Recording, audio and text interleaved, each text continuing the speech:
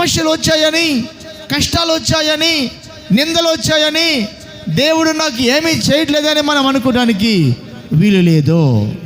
ఆమేన్.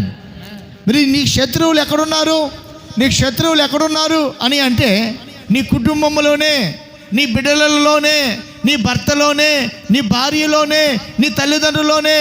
వారే నీ మీదకి వ్యతిరేకంగా, విరోధంగా మారుతారు. ఎందుకు మారుతారంటే నీవు ప్రార్థన పరుడు కాబట్టి, ప్రార్థన పరురాలు కాబట్టి, దైవ భక్తిలో పెరుగుతున్న వారిని శోధించడానికి వారిలోకి అపవాది ప్రవేశిస్తూ ఉంటాడు. అయినప్పటికీ కూడా ఈ వాక్యములో ఏం తెలుసా? నేను యెహోవా కొరకు ఎదురు చూచెదను. అందరూ ఆమేన్ చెప్పండి. ఏం చేస్తారంటమ్మా?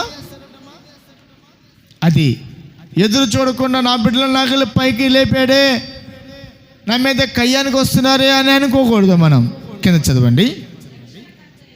రక్షణకర్తయగు నా దేవుని కొరకు నేను కనిపెట్టియుందును. ఎవరి కొరకు కనిపెట్టియుండును? రక్షణకర్తయగు నా దేవుని కొరకు నేను కనిపెట్టుచుందును, యెహోవా కొరకు ఎదురు చూచెదను. శత్రువులు, విరోధులు ఎక్కడి నుండి వస్తారు అంటే బయట నుంచి రారు, నీ కుటుంబంలో నుండే విరోధులు లేస్తూ ఉంటున్నారు. హల్లెలూయా. అయితే ఇక్కడ దేవుడు నిన్ను బలపరిచే మాటలు మాట్లాడుతున్నాడు. 8వ వచనం కూడా చదవండి. నా దేవుడు నా ప్రార్థనను ఆలకించును. హల్లెలూయా. దేవుడు ఏం చేస్తారు అని అంటే నీ కుటుంబంలో ఉన్నటువంటి వారు, నీ తల్లిదండ్రులు కావచ్చు, నీ తోబుట్టువులు కావచ్చు, నీ రక్త సంబంధులు కావచ్చు, నీ కుటుంబంలో నీ భార్య కావచ్చు, లేదా నీ భర్త కావచ్చు, నీ పిల్లలు కావచ్చు, నీ కోడలు కావచ్చు, నీ కుమార్తెలు కావచ్చు.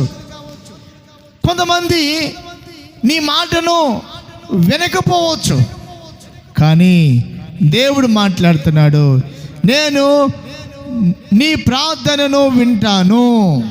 హల్లెలూయా, హల్లెలూయా.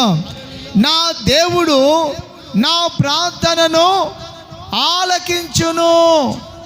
నా దేవుడు నా ప్రార్థనను ఆలకించును. ఆయన ఆలకించే దేవుడు, మన ప్రార్థనను ఆలకించే దేవుడు. ప్రతి ఒక్కరూ నిన్ను చూస్తుంటే శత్రుత్వమని వెళ్ళగక్కుతున్నారు.